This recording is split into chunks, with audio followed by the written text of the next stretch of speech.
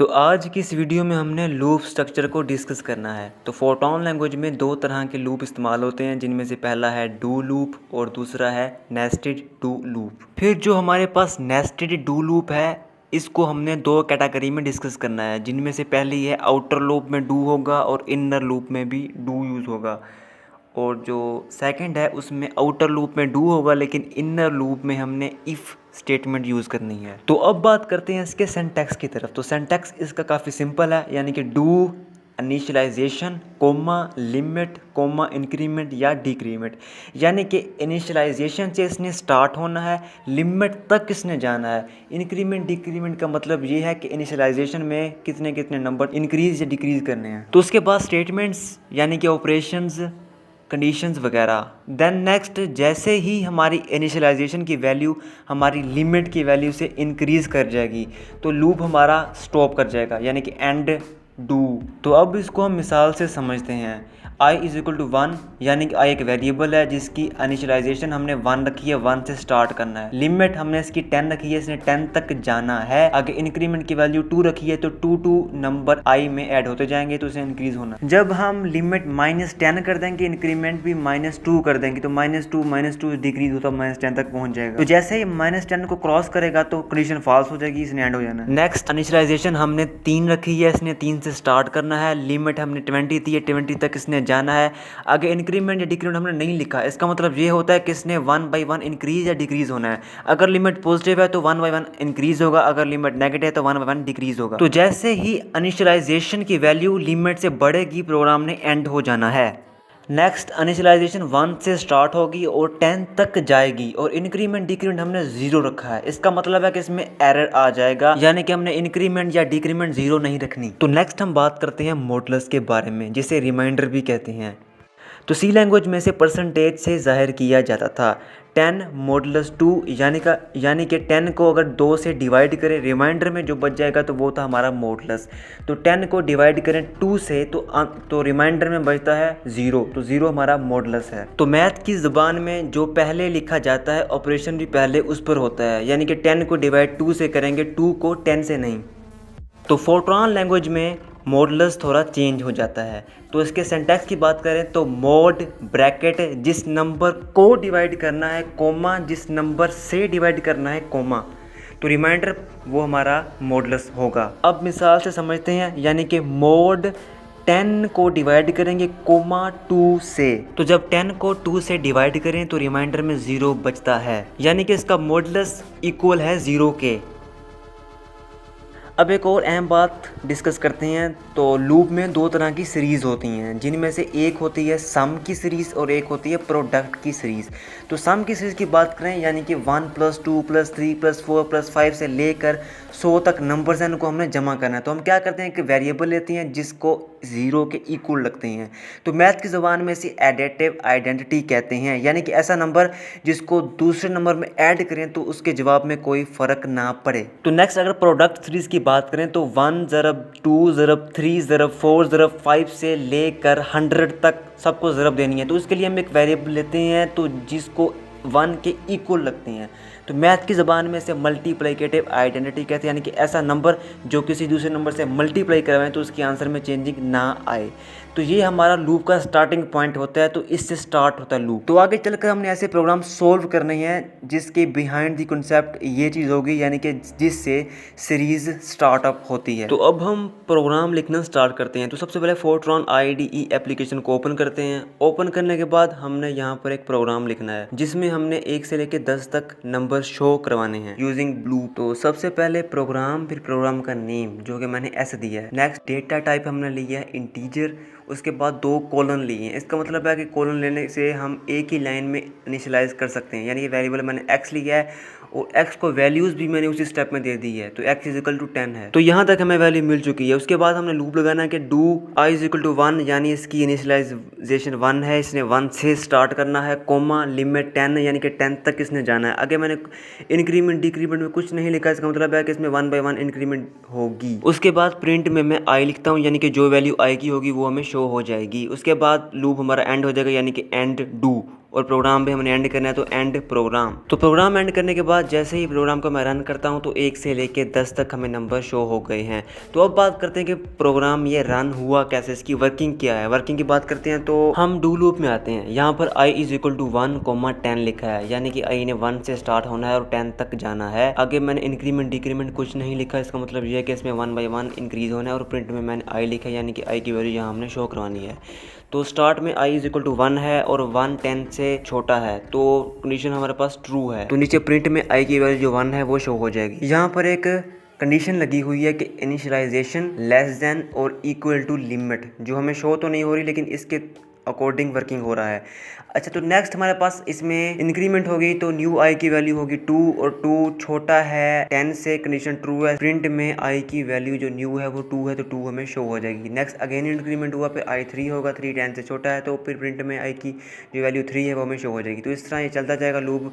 And में जब हमारे पास i की वैल्यू 10 होगी और 10 लेस देन और इक्वल टू लिमिट, यानी कि लिमिट में 10 लिखा था तो ये कंडीशन ट्रू है। तो नेक्स्ट नीचे आएंगे i में, और प्रिंट में, तो प्रिंट में i की वैल्यू 10 है वो शो हो जाएगी। नेक्स्ट अगेन इंक्रीमेंट करेंगे तो इंक्रीमेंट में 11 हो जाएगा इनिशियलाइजेशन में और लिमिट हमारे पास 10, यानी कि हमारे पास कंडीशन हो जाएगी फॉल्स और हमारा लूप हो जाएगा एंड। तो ये थी इस प्रोग्राम की वर्किंग। तो नेक्स्ट मैं क्या करता हूँ कि इंक्रीमेंट में 2 लिखता हूँ, यानी कि इनिशियलाइजेशन में अब 2 इंक्रीज होगा। तो चलें चेक करते हैं। तो जैसे ही प्रोग्राम मैंने रन किया तो 1 से लेकर 9 तक और नंबर शो हो। तो अब हम इसकी वर्किंग के बारे में बात करते हैं कि किस तरह ये वैल्यूज आ गई। तो सबसे पहले डू में आते हैं। यहाँ पर इनिशियलाइजेशन 1 है, लिमिट 10 है और इंक्रीमेंट 2 है, यानी कि पहली बार हम लूप अगर चलाएं तो i हमारे पास 1 है और 1 छोटा है 10 से, कंडीशन ट्रू है। हम नीचे आएंगे प्रिंट में, प्रिंट में हमारे पास i है, i की जो वैल्यू है वो हमें डिस्प्ले हो जाएगी। तो i हमारे पास 1 था तो 1 हमें शो हो जाएगा। नेक्स्ट अगेन लूप चलेगा। जब अगेन लूप चलेगा तो इसमें होगी इंक्रीमेंट, तो इंक्रीमेंट होगी 2 की, तो i की न्यू वैल्यू आएगी हमारे पास 3, एक पहले थी 2 और उसमें ऐड होगी तो 3 होगी। 3 छोटा है 10 से, कंडीशन ट्रू है, इसने आना है नीचे। प्रिंट में i है तो i की वैल्यू 3 शो हो जाएगी। तो अगेन लूप चलेगा, फिर i की वैल्यू पहले 3 थी, न्यू 2 उसमें और ऐड हो गए तो हो जाएगी 5।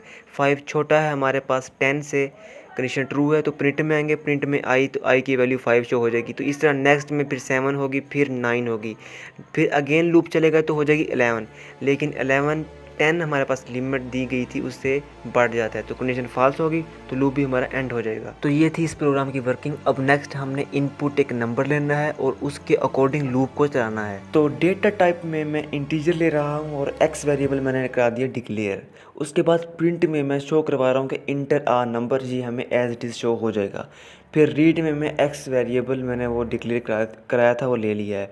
अब जो भी मैं इनपुट में नंबर दूंगा वो एक्स में हो जाएगा स्टोर। तो हमें पता है जैसे ही हमारे पास वैल्यू आ जाती है उसके बाद हम कंडीशंस या ऑपरेशन लगाना शुरू कर देते हैं। तो लिमिट में मैं एक्स लिख देता हूँ, यानी कि ये प्रोग्राम ने इनिशियलाइजेशन से स्टार्ट करना है और लिमिट एक्स तक जाना है। तो जैसे ही मैंने प्रोग्राम रन करवाया फर्स्ट प्रिंट हमारे पास शो हो गया, फिर मैंने इंटर नंबर किया 20 हमारे पास एक्स में स्टोर हो गया।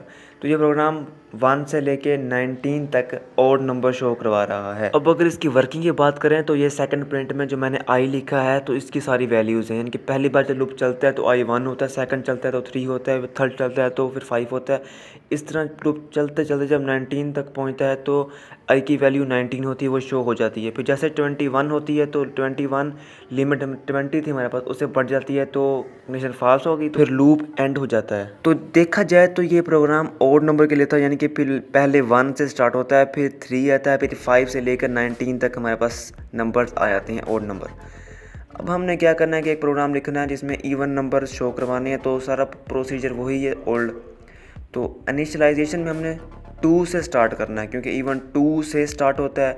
लिमिट हमारे पास x है, जो नंबर देंगे वहाँ तक जाएगा, और इंक्रीमेंट हम कर रहे हैं 2 की, यानी कि 2 के बाद फिर 4 आएगा। और प्रिंट में मैं i लिख रहा हूँ, यानी कि जो वैल्यू i की होगी वो हमें डिस्प्ले हो जाएगी। इसके बाद एंड डू, यानी कि लूप हो गया यहाँ पर एंड। फिर मैं प्रोग्राम करवाता हूँ रन। जैसे मैं रन करवाया, पहला प्रिंट आया हमारे पास इंटर आ नंबर, मैंने नंबर लिखा 20 हो गया हमारे पास x में स्टोर। तो ये लूप चलता है अपना 2 से लेकर 20 तक, सारे इवन नंबर इसमें आ जाते हैं। तो अगर इसकी वर्किंग की बात करें तो हम आते हैं डू में। यहाँ पर i पहले होता है हमारे पास 2, फिर इंक्रीमेंट 2 की होती है, फिर 4 होता है, फिर अगेन इंक्रीमेंट होती है हमारे पास, तो फिर 6 का होता है। चलते चलते 20 तक पहुँच जाता है। तो चलें अब हम डिस्कस करते हैं अपने नेस्टेड लूप को। तो पहले हम आते हैं नेस्टेड डू इफ़ की तरफ, यानी कि आउटर लूप में डू होगा, इनर में होगा हमारे पास इफ़, और हमने इवन नंबर शो करवाने हैं। और लूप में जो भी हम नंबर यूज़ करते हैं जैसे इनिशियलाइजेशन, लिमिट या इंक्रीमेंट डिक्रीमेंट, ये सारे के सारे इंटीजर होने चाहिए, रियल नहीं, यानी क्योंकि पॉइंट में ना आए ना कि बटे में आए, वरना प्रोग्राम ने रन नहीं होना। खैर अब चलते हैं अपने प्रोग्राम की तरफ। तो रीड स्टार कोमा एक्स तक आपको समझ लगी हो क्योंकि बार स्टेप रिपीट हो रहे हैं। तो x में हमारे पास वैल्यू आ जाएगी। जब जैसे ही हमारे पास वैल्यू आ जाए उसके बाद हम कंडीशन से ऑपरेशन लगाना स्टार्ट करते हैं। तो स्टार्ट करते हैं डू से। डू इनिशियलाइजेशन यानी कि i इज इक्वल टू 1 से स्टार्ट करना है, कोमा x जो हम नंबर इंटर करेंगे वहाँ तक इसने जाना है। तो उसके बाद हमने इफ़ कंडीशन लगानी है। इफ़ यानी कि अगर, मोड के हम मोड लें, कैसे कि i, 2 के i को 2 से डिवाइड करें तो जवाब इक्वल टू आ जाए 0 के, देन यानी कि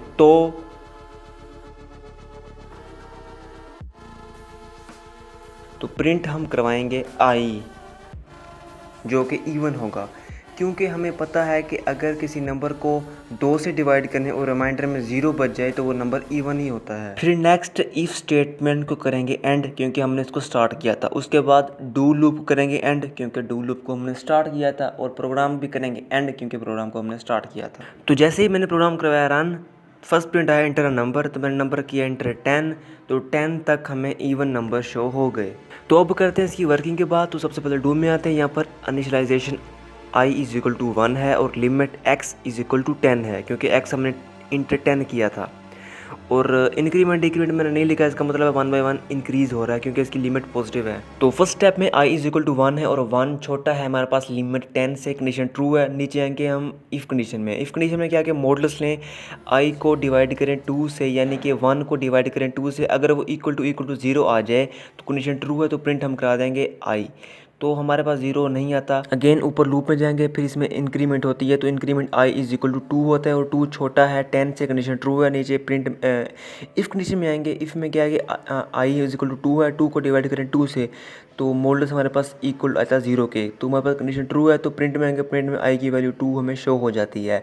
तो नेक्स्ट हम ऊपर लूप में जाते हैं, तो इंक्रीमेंट होती है लूप में, तो i इज इक्वल टू 3 होता है, तो 3 छोटा है, लिमिट 10 से, कंडीशन ट्रू है। नीचे आएंगे इफ़ कंडीशन में। इफ़ में क्या है कि मॉडल्स हैं, यानी कि 3 को डिवाइड करें 2 से, तो जवाब इक्वल टू 0 आ जाए, तो इक्वल टू 0 नहीं आता, कंडीशन फॉल्स है। अगेन ऊपर जाएंगे लूप में, तो फिर अगेन इंक्रीमेंट होती है, तो i इज इक्वल टू 4 आता है और 4 छोटा है 10 से, कंडीशन ट्रू है। नीचे इफ़ कंडीशन में आते हैं, तो इफ़ में क्या है कि 4 को डिवाइड करें 2 से, कंडीशन ट्रू है, तो i is equal to 4 show हो जाता है प्रिंट में हमें। तो ये लूप इसी तरह चलता जाएगा। जैसे ही लूप हमारे पास 11 के इक्वल आ जाएगा, तो 11 हमारे पास बढ़ जाता है लिमिट 10 से, तो अपना कंडीशन फॉल्स होगी, तो लूप भी हमारा एंड हो जाता है, तो प्रोग्राम भी यहाँ पर एंड हो गया। तो इसके बाद क्या होता है कि सॉफ्टवेयर अपडेट हो जाता है और इसकी सेटिंग मैं अपने हिसाब से कर लेता हूँ। तो इसके बाद हम बात करते हैं नेस्टेड डू लूप की, जिसमें से अपना सबसे पहले प्रोग्राम, फिर प्रोग्राम का नेम। उसके बाद हम नेस्टेड डू लूप के स्ट्रक्चर की तरफ आते हैं। तो सबसे पहले आउटर लूप में आएगा डू, इसकी initialization i is equal to हमने 1 रखी है और लिमिट हमने 5 दी है। जैसे कंडीशन ये ट्रू होगी, उसने इनर लूप में आना है। इनर लूप में क्या है कि डू इनिशियलाइजेशन में j इक्वल टू हमने i की वैल्यू के बराबर रखा है, इसने i की वैल्यू से स्टार्ट होना है और जाना है 5 तक, लिमिट जो हमने 5 दी है। जैसे ये कंडीशन ट्रू होगी, इसने नीचे आना है, प्रिंट में हम स्टार शो करवा रहे हैं। जितने टाइम्स ये अपना कंडीशन ट्रू होगी उतने टाइम्स स्टार हमें शो होंगे। फिर जैसे ही इनर लूप की कंडीशन फॉल्स होती है, इनर लूप एंड हो जाएगा। उसके बाद हम प्रिंट खाली शो करवा रहे हैं, तो एक खाली स्पेस शो हमें सिर्फ होगी। उसके बाद फिर आउटर लूप चलता जाएगा। जैसे ही आउटर लूप की कंडीशन भी फॉल्स होगी तो आउटर लूप भी एंड हो जाएगा, यानी कि एंड डू। तो उसके बाद प्रोग्राम भी हमने एंड करना है, तो एंड प्रोग्राम एस। तो ये था हमारा नेस्टेड लूप का स्ट्रक्चर। तो जैसे ही प्रोग्राम को मैं रन करवाता हूँ, तो पहले प्रिंट में हमारे पास 5 स्टार और एक खाली प्रिंट शो हो रहा है। उसके बाद 4 स्टार और एक खाली प्रिंट शो हो रहा है। फिर 3 स्टार, एक खाली प्रिंट शो हो रहा है। फिर 2 स्टार और एक खाली प्रिंट, और लास्ट में सिंगल स्टार शो हो रहा है। अब अगर इसकी वर्किंग की बात करें, तो पहले आउटर लूप में i इज इक्वल टू 1 और ये छोटा है 5 से, कंडीशन ट्रू है। नीचे आएंगे इनर लूप में, यहाँ पर j इक्वल टू i है और i हमारे पास ऊपर दिया गया है 1, यानी कि 1 है। 1 से इसने स्टार्ट करना है और 5 तक जाना जब तक कंडीशन फॉल्स नहीं होती। तो पहले प्रिंट में ये 1 होता है जे, कंडीशन ट्रू है, इसने एक बार स्टार शो करवा देना। अगेन लूप चलता है इनर वाला, तो फिर नेक्स्ट इसमें इंक्रीमेंट होती है, जे इज इक्वल टू 2 होता है और 2 लेस दैन 5 है, कंडीशन ट्रू है, इसने फिर अगेन एक स्टार शो करवा दिया। फिर अगेन इंक्रीमेंट होती है, फिर I3 होता है और 3 छोटा है 5 से, अगेन इस तरह चलते चलते 5 टाइम्स इसने चलना है और 5 स्टार शो करवा देने। उसके बाद ये लूप हो जाएगा इंडर एंड। एंड के बाद जब नीचे आना तो नीचे प्रिंट में खाली यानी कि एक स्पेस दी गई है, मतलब खाली प्रिंट है, तो खाली प्रिंट की एक लाइन नीचे आ जाएगी। उसके बाद इसने अगेन ऊपर जाना है कि ऊपर वाले आउटर लूप को फॉल्स करने के लिए। तो आउटर लूप में नेक्स्ट इंक्रीमेंट होती है, तो आई की वैल्यू पहले 1 थी, अब 2 हो जाएगी, 2 होगी और 2 छोटा है 5 से, कंडीशन ट्रू है, इसने नीचे आना है इनर लूप में। इनर लूप में अब आई की वैल्यू 2 ही होगी, और सॉरी जे की वैल्यू आई की वैल्यू के बराबर होगी और आई हमारे पास 2 के इक्वल है, तो जे इज इक्वल टू 2 और 2 लेस देन है 5 के। कंडीशन ट्रू है, 2 से स्टार्ट करना है, 5 हो जाना है, 5 तक जाएगा, यानी कि 2 है, फिर 3 है, फिर 4 है, फिर 5 है, 4 टाइम्स ट्रू होनी है, 4 स्टार आ जाने हैं। फिर ये फॉल्स होगी, इसने नीचे आना है स्पेस में, खाली प्रिंट में यानी कि, तो फिर ये खाली प्रिंट शो हो जाएगा। फिर ये ऊपर जाएगा अगेन आउटर लूप में अगेन इंक्रीमेंट होती है, कंडीशन ट्रू होती है हमारे पास, ठीक है। उसने नीचे भी आना है इनर लूप में अब नेक्स्ट आई की वैल्यू होगी 3 हमारे पास, तो 3 से स्टार्ट करना है, 5 तक जाना है, तो इस तरह फिर 3 स्टार शो होंगे, फिर उसके बाद 2 स्टार शो होंगे, फिर लास्ट टाइम 1 स्टार शो होगा, तो सिलसिला इस तरह चलता जाएगा और प्रोग्राम ने हो जाना एंड। तो खैर यहाँ तक ये इसकी टाइप्स वगैरह तो क्लियर हो गई। अब चलती हैं अपने एक असली प्रोग्राम की तरफ। तो हमने क्या करना है कि टेबल शो करवाना है, किसी नंबर का, नंबर हमें नहीं पता क्या है, तो वो हमने इनपुट में लेना है। तो स्टार्ट करते हैं सबसे पहले प्रोग्राम, फिर प्रोग्राम का नेम जो कि मैंने जी लिया है, फिर डेटा टाइप में इंटीजर ले रहा हूँ मैं, उसके बाद डबल कोलन और एक्स वेरिएबल करा दिया डिक्लेयर। डबल कोलन का मतलब सिर्फ यही होता है कि उसी लाइन में हम वेरिएबल डिक्लेयर भी कराएं और उसको इनिशियलाइज भी करें, यानी कि उसको वैल्यू भी दे दें। तो बेसिकली अपना डबल कोलन का मतलब ये होता है। तो अगर आपने इनिशियलाइज नहीं करना तो ना भी लिखें डबल कोलन, तो कोई मसला नहीं। तो देन नीचे मैं आता हूँ प्रिंट में और जहाँ मैं शो करवा रहा हूँ कि inter uh number.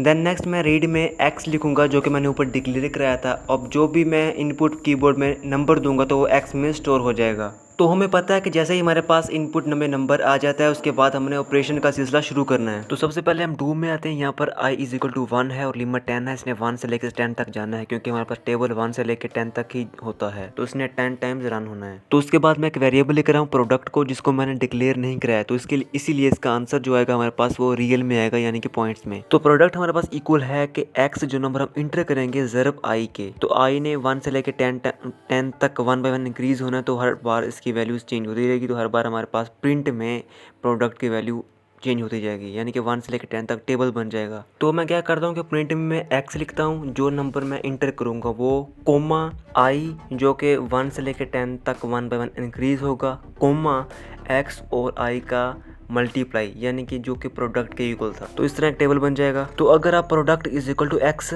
Multiply I नहीं लिखना चाहते तो आप क्या करेंगे, लास्ट पीरियड में X comma I comma X multiply I ये भी लिख सकते हैं। उसके बाद क्या कि एंड डू हो जाएगा हमारा। उसके बाद नेक्स्ट हमने एंड प्रोग्राम एस कर देना है, सॉरी एंड प्रोग्राम जी। तो उसके बाद मैं क्या करता हूँ कि प्रोग्राम को करवाता हूँ रन। तो जैसे ही मैंने प्रोग्राम रन करवाया तो हमारे पास फर्स्ट प्रिंट आ गया इंटर अ नंबर। तो नंबर मैंने 5 किया इंटर, तो उसके बाद क्या 5 का टेबल तो आ जाता है, लेकिन जो प्रोडक्ट वेरिएबल था हमारे पास तो वो रियल में आ रहा है, यानी कि पॉइंट में।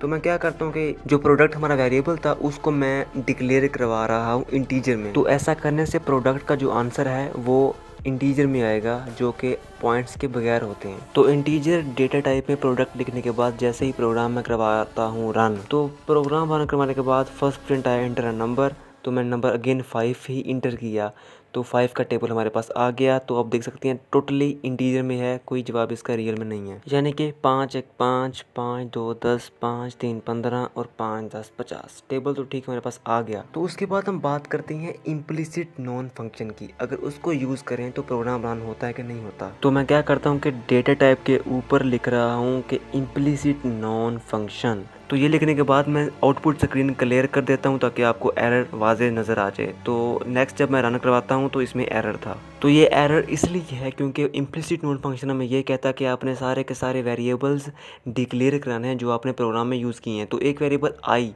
जो कि मैंने डिक्लेयर नहीं करवाया था, तो वो मैं इंटीजर में डिक्लेयर कराता हूँ। तो उसके बाद जैसे मैंने प्रोग्राम रन करवाया तो उसमें कोई एरर नहीं था। तो आज की वीडियो पहुँच गई तकरीबन 20 मिनट तक। तो इसमें हमने लूप्स की बेसिक क्लियर की है। तो नेक्स्ट वीडियो लूपर बनाएंगे, वो पार्ट 2 पर होगी। उसमें हमने सम की सीरीज़ और प्रोडक्ट की सीरीज़ के बारे में डिस्कस करनी है।